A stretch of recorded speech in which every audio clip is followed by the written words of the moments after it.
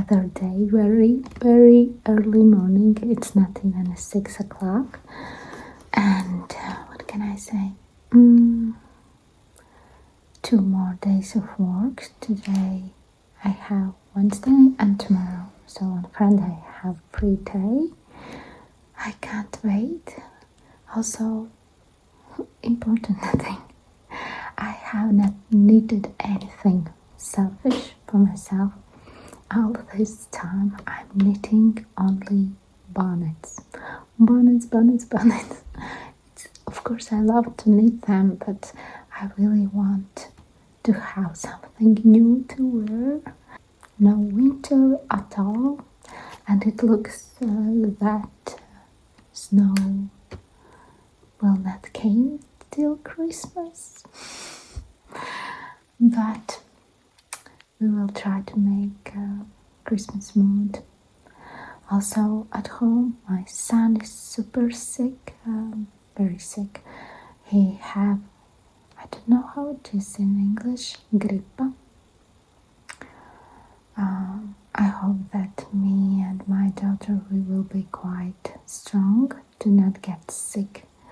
I also bought multivitamins, so we're trying to be strong.